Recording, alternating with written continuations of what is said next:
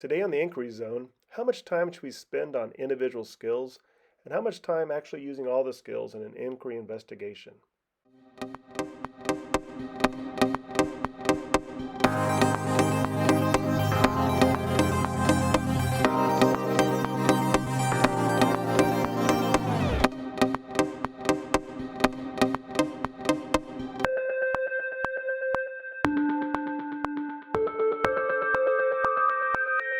Hey everybody, this is John Taylor from ETHOS Innovation Center, Director of STEM Education.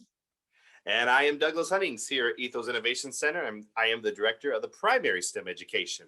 And we have another great question today, John, submitted by one of the teachers that we are working with. And this is a good one to really think about the skills, because through the PD that we offer, we talk about the different steps of the science inquiry process within the Inquiry Zone PD. And this teacher is wondering, John, how much time should we take to just practice those skills in isolation versus practicing the skills through an entire investigation? So they want to know, how much time should they devote to just teaching those skills versus doing all of them at once? Well, I tell you, that's a tough question. And that's where it comes down to reading your class, doesn't it? Yes, it does. I think like each class is going to be a little bit different looking at this. But I do think, yeah. Go ahead.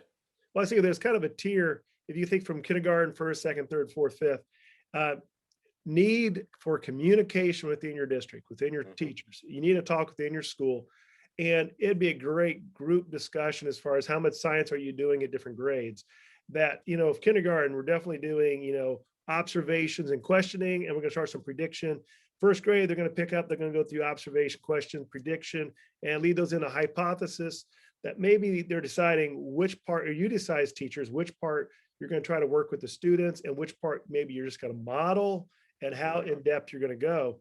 But I think a lot depends on the group of students you get each year.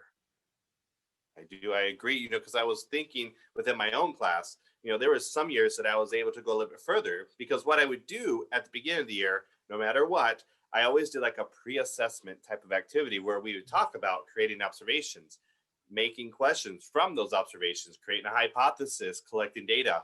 And based on what my students were able to do, like that first week of school, I would do a little activity investigation.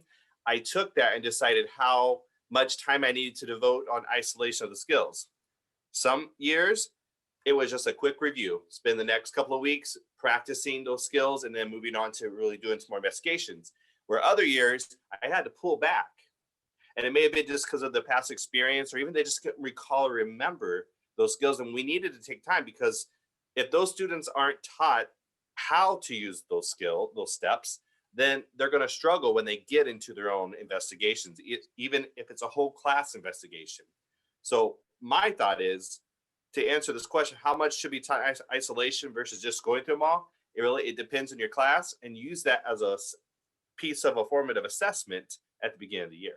No, that's a good idea. Pre and post testing just makes a lot of sense. And and that when we say those pre-posts, it doesn't have to be a paper test. It could just be observations that you make as a teacher. It could be a checklist, so it doesn't have to be something extra that we're adding on, but rather just a way to inform you to help guide your instruction.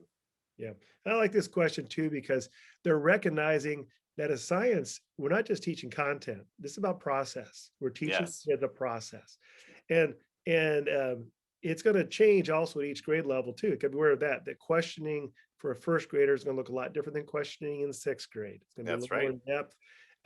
The observations in the upper grades is going to involve much more of a literacy piece, if I can say it, where they're actually using their reading voice into their thinking voice, and they're using different models to develop a hypothesis, claim evidence reasoning, or whatever model they're using to create these devices. So it looks different in each grade. But since they are skills, our kids need time devoted to those skills. I know for me, I knew that the first few labs I was doing with my students each year I try to roll in the content. I always had to do that, but they were more about my training my students to do science.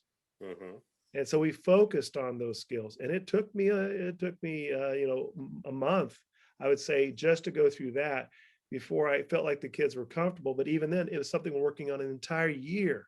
And depending on the teacher and the grade level, it's going to take some time to devote to this. And thankfully, like through our training, there's some really easy ways to do this that actually make your life a lot easier and are good for the kids. And and another way to connect this idea is when you think of reading. We practice those reading skills in our classroom. How to determine the theme, how to infer, how to find main idea. And we teach them isolation, and then we apply it. We don't just have the students come in at the beginning of the year and say, okay, here's a novel. What's the main idea? What's the theme? Determine all that. You need to go back and practice those skills to allow them to be more successful, so then they can start understanding what they're reading versus focused on how to read. Yeah. So with these skills, yep, you teach them and review how to think like a scientist. So then when they're ready to think like a scientist, they can go out and start understanding and learning the content. Very good. And as teachers, we can be very strategic here, and that we don't just teach these skills and we're done for the year of science. I mean, we're going to teach these skills, and then we are going to integrate those into a lab exercises or multiple exercises where they're actually using them and they're feeling like scientists and good stuff is happening.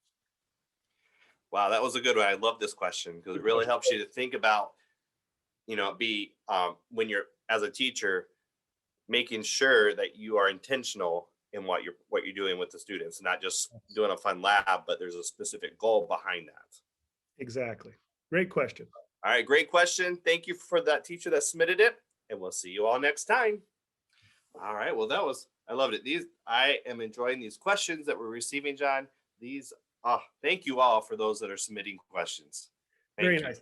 And I'll just add real quick, if you have questions, throw them our way. Look at the bottom of the window here and look for the address, submit a question to us, or thank you for joining us, and check out the other videos in our series as we're trying to make inquiry happen in your classroom. Thank you very much.